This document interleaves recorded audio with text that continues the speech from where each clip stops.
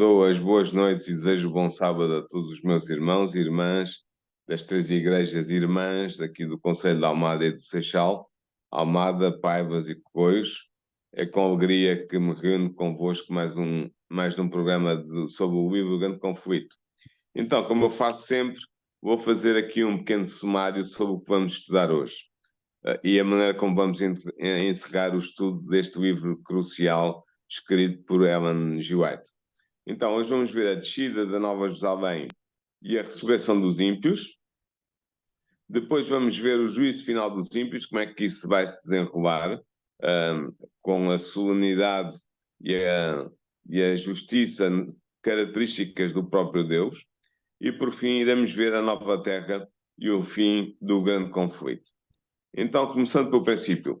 No programa anterior nós falámos um pouco sobre o milénio e sobre a maneira como a Terra ficou destruída depois da segunda vinda de Jesus, tendo Satanás e os seus anjos ficado aprisionados na Terra destruída durante 1000 anos.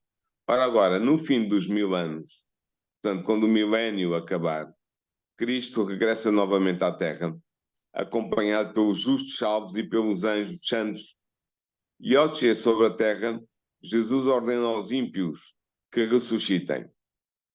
Surge então sobre a terra destruída uma inumerável hoste de homens e de mulheres. Eles têm um contraste na sua aparência em relação aos ressurretos justos. Os justos ressuscitaram com um corpo glorioso, sem imperfeições, com os sinais da eterna juventude, com beleza, com saúde. Mas os ímpios não vão ressuscitar assim.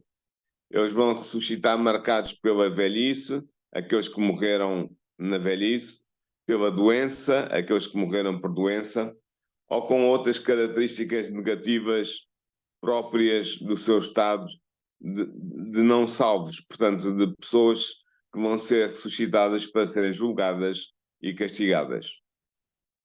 Quando Jesus ordena para que os ímpios sejam ressuscitados, depois de eles serem ressuscitados, todos eles contemplam a glória do Filho de Deus e exclamam: bendito o que vem em nome do Senhor. Cristo desce sobre o Monte das Oliveiras, onde tinha ascendido ao céu depois da sua ressurreição. Entretanto, a Nova Jerusalém desce do céu sobre a terra e Cristo e seu povo descem com ela. Agora Satanás prepara-se para uma última batalha pela supremacia. Ao ver a multidão dos ímpios ressuscitados, ele decide não se render neste grande conflito que o opõe a Deus. Começa então a reunir um vasto exército sob o seu comando. Ele apresenta-se aos ímpios ressuscitados não como Satanás, mas como o príncipe que é o legítimo senhor deste mundo e que foi Deus expropriado injustamente. Ele apresenta-se aos ímpios como o seu redentor, como aquele que os ressuscitou da sepultura e que deseja livrá-los da mais horrível tirania. Ele propõe conduzi-los contra a cidade santa para a conquistar. Exultante, ele aponta para os milhões e milhões de ressuscitados e afirma que consigo como líder eles poderão conquistar a cidade santa. Ora, isto talvez pareça verdade àqueles seres humanos ressuscitados, porque na vasta multidão dos ímpios ressuscitados estão multidões de membros da raça pré-diluviana, homens de grande estatura e de poderoso intelecto. Também há reis e generais que conquistaram nações e homens valentes que nunca perderam uma batalha. Todos estes ressuscitam com o mesmo desejo de conquista que tinham quando morreram. Satanás consulta então os seus anjos e consulta também estes homens de renome. Conscientes de que o número dos ímpios excede muito o número dos salvos, eles estabelecem planos para se apoderarem das riquezas da Nova Jerusalém. Começam imediatamente a preparar-se para a batalha. Artesãos preparam armas de guerra de todos os tipos e generais ordenam as fileiras do exército dos ímpios. Finalmente é dada a ordem de marcha ao espantoso exército. Satanás conduz as tropas, auxiliado pelos seus muitos milhões de anjos caídos. Com precisão militar, as companhias e os batalhões avançam sobre a superfície destruída da terra, até chegarem à vizinhança da Nova Jerusalém. Jesus dá então a ordem para que as portas da cidade sejam fechadas e o exército dos ímpios cerca a cidade do lado de fora, claro. Cristo aparece então à vista dos seus inimigos. Ellen White diz-nos que muito acima da cidade santa, sob uma fundação de ouro, está um trono branco, e sob esse trono senta-se o Filho de Deus, e ao seu redor estão os súbditos do seu reino. O poder e a majestade de Cristo são indescritíveis. Junto de Cristo estão aqueles salvos de todos os séculos que mais fizeram pela disseminação do Evangelho e pela obra de Deus. Certamente homens como Abraão, como Moisés, como Paulo, ou mulheres como Ellen White. Os remidos cantam um hino de louvor a Cristo. Na presença dos seres humanos de todos os tempos, ímpios e justos, uns do lado de fora da cidade e outros dentro da cidade, realiza-se a coroação final de Jesus, que agora é investido com o poder supremo. É então que o Rei dos Reis pronuncia a sua sentença sobre aqueles que transgrediram a sua lei e oprimiram o seu povo durante milénios. Logo que os livros celestes são abertos e os olhos de Jesus se fixam nos ímpios, estes tomam consciência de cada pecado que cometeram e de cada oportunidade de salvação que rejeitaram. Por cima do trono branco, numa cidade panorâmica, numa visão panorâmica, aparecem as cenas sucessivas da grande controvérsia e do desenrolar do plano da redenção. A vida, a morte e a ressurreição de Jesus são reproduzidas como que num filme. Satanás, os seus anjos e os ímpios não podem deixar de considerar o papel que tiveram na humilhação e no assassinato de Cristo. Em vão procuram esconder-se da majestade do rosto glorioso de Jesus. Junto ao trono dentro da cidade são todos os fiéis.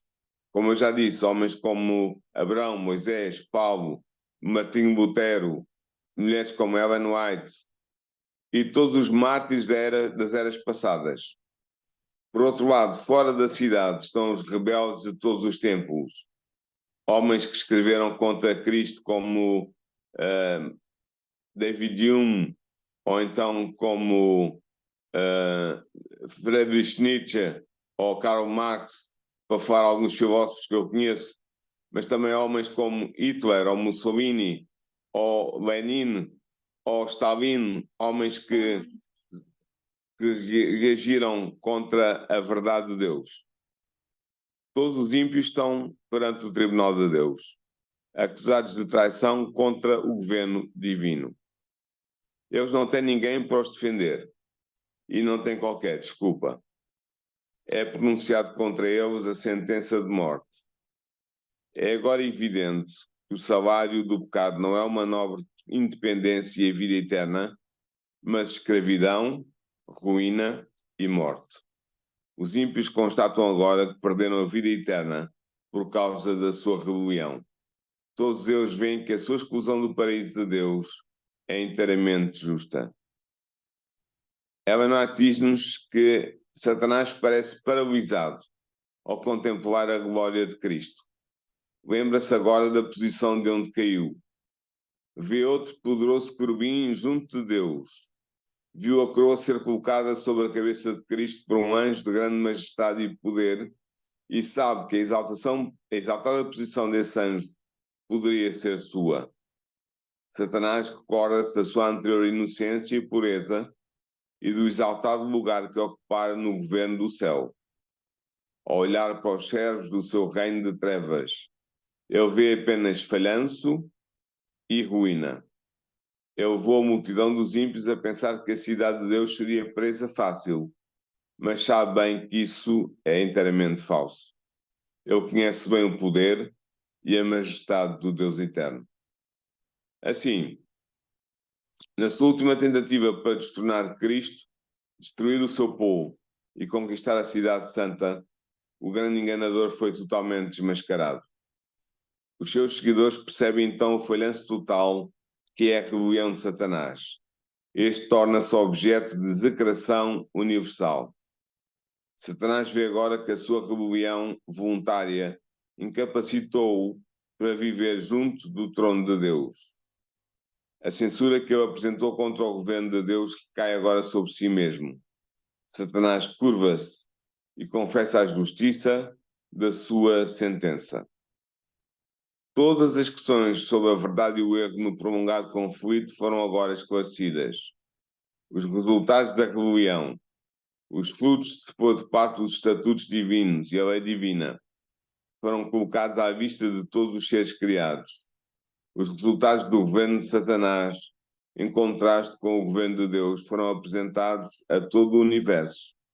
As próprias obras de Satanás condenam-no. A sabedoria de Deus, a sua justiça e a sua bondade estão plenamente reivindicadas. Vê-se que toda a sua ação no grande conflito foi orientada para o bem eterno do seu povo e para o bem de todos os mundos que ele criou. A história do pecado permanecerá por toda a eternidade como testemunha de que a existência da lei de Deus está ligada à felicidade de todos os seres inteligentes e livres que ele criou. À vista de todos os factos do grande conflito, todo o universo, tanto os justos como os rebeldes, de comum acordo declaram: justos e verdadeiros são os teus caminhos, é Rei dos santos. Embora tenha sido obrigado a reconhecer a justiça de Deus e a curvar-se perante a supremacia de Cristo, o caráter de Satanás permanece o mesmo. Cheio de frenesim, ele não desiste dos seus intentos.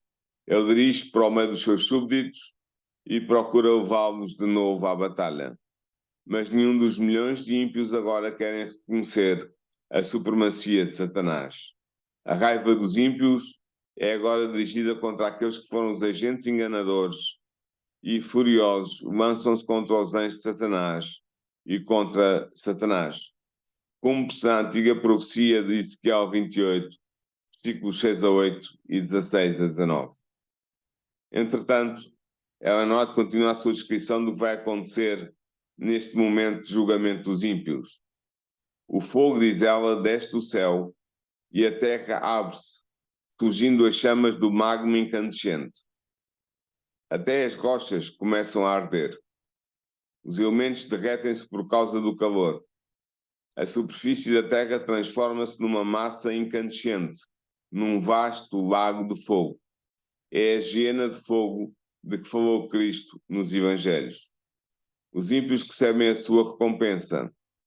Como diz Malaquias 4:1, eles serão como palha, e o dia que está para vir os abrasará, diz o Senhor dos Exércitos, de sorte que lhes não deixará nem raiz, nem ramo. Assim, alguns dos ímpios serão destruídos no momento, enquanto todos sofrem durante muitos dias. Todos são punidos de acordo com as suas obras e de acordo com os crimes que cometeram. Satanás é o que sofre mais, até que deixe totalmente de existir. A obra iníqua de Satanás acabou para sempre. O universo de Deus está finalmente livre da sua presença e da sua ação. Enquanto a terra está envolvida pelo fogo, os justos estão a salvo dentro da Nova Jerusalém. Mas o fogo que vem consumir os ímpios até completamente os exterminar, também purifica a terra. Fica apenas um monumento, um único monumento, a lembrar os milénios terríveis em que imperou o pecado na terra, levada à rebelião contra Deus. Jesus levará sempre sobre si as marcas da sua crucificação. Esta é também a sua maior glória.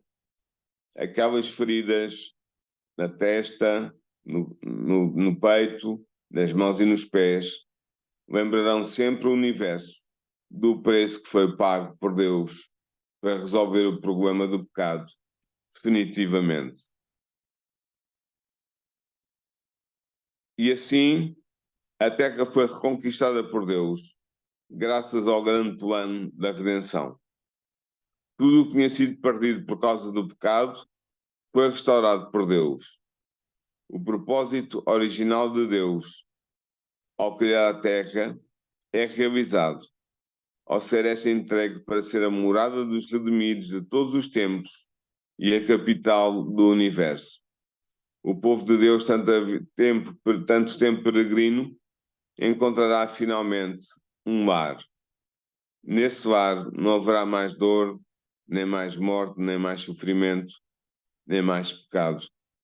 Haverá vida eterna em abundância, alegria, felicidade, a oportunidade de desenvolver os nossos talentos e de vivermos em comunhão com os seres santos de todos os tempos, com os anjos de Deus e com o próprio Deus, o seu Filho e com o Espírito Santo.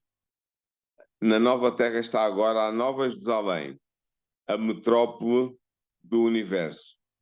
Aí o povo de Deus poderá vê-lo face a face e permanecer na sua presença, contemplando a sua glória. Imaginem, irmãos e irmãs, o que será podermos adorar Deus presencialmente, ver a sua glória, contemplar o seu rosto, sem temor, sem qualquer medo de sermos aniquilados, porque já não estamos ligados ao problema do pecado, mas fomos restaurados inteiramente à semelhança da imagem e da semelhança de Cristo. Na nova terra, os redimidos poderão comungar com os santos anjos e com os justos de todos os tempos. Laços externos e sagrados unirão todos os redimidos. Na nova terra, mentes imortais irão contemplar e estudar as maravilhas do poder criador de Deus e também do seu poder redentor. Ali as faculdades dos salvos serão desenvolvidas e aumentadas. Os maiores empreendimentos poderão ser desenvolvidos e poderão ser realizadas as maiores ambições. Por mais tempo que durem, nós teremos a eternidade para alcançar todos os nossos objetivos. Todos os tesouros do universo estarão abertos ao estudo dos redimidos. Com grande alegria, os seres humanos poderão partilhar a sabedoria das inteligências dos mundos criados por Deus. Sabedoria ganha em resultado do estudo do universo durante milhões de anos.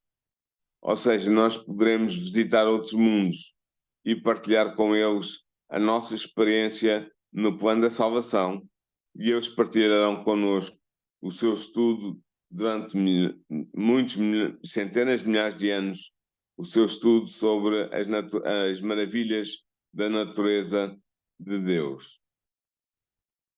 À medida que os anos da eternidade passarem, eles trarão uma revelação ainda mais rica e mais gloriosa de Deus e de Cristo. Dado que o conhecimento progredirá, também aumentarão o amor, a reverência e a felicidade dos redimidos.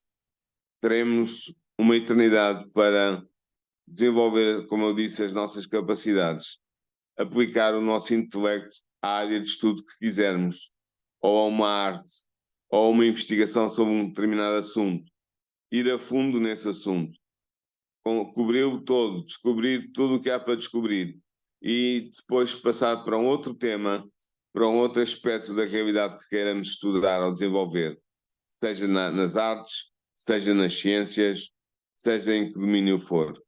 Teremos todo o tempo do mundo, porque viveremos uma vida imortal, sem fim, uma vida de felicidade junto do próprio Deus. E por isso eu termino este programa com uma citação. Eu quis fazer esta última citação porque ela encerra o livro O Grande Conflito, de Ellen White. Ela é uma citação muito bonita. Eu penso que talvez a maioria dos meus irmãos e irmãs que estão a ouvir neste momento tenham consciência de a ter lido já alguma vez e certamente a vão reconhecer. É a última frase do livro O Grande Conflito e, simultaneamente, também a última frase da série O Conflito dos Séculos, que começou com o livro Patriarcas e Profetas e que continuou com os outros livros até chegar ao livro O Grande Conflito, o 5º livro da série. Então, o que diz esta frase? Ela resume numa frase só toda a conclusão do grande conflito, da grande controvérsia entre Cristo e Satanás. Ela diz o seguinte: o grande conflito terminou. Pecado e pecadores já não existem. O universo inteiro está purificado. Um sentimento único de harmonia e júbilo vibra por todos os domínios do espaço infinito. Desde o minúsculo átomo até ao maior dos mundos, todas as coisas, animadas e inanimadas, na sua serena beleza e perfeito regozijo, declaram que Deus é amor. E assim, com esta frase quase poética, termina o grande conflito e termina a série Conflito dos Séculos. Que nós possamos, meus irmãos e irmãs, testemunhar da realidade que esta frase descreve. Possamos estar lá, vivendo a eternidade com o nosso Deus e Salvador Jesus Cristo, porque esse é, no fundo, o objetivo que nos move ao termos entrado pelo batismo para a Igreja Adventista do Sétimo Dia e nos termos tornado crentes em Jesus, defensores da sua verdade e testemunhas dessa verdade por onde quer que formos. Possa ser esta a nossa experiência. Tenhamos também a experiência do conflito terminado na nossa vida e por toda a eternidade. É a minha oração esta noite. Amém. Amém.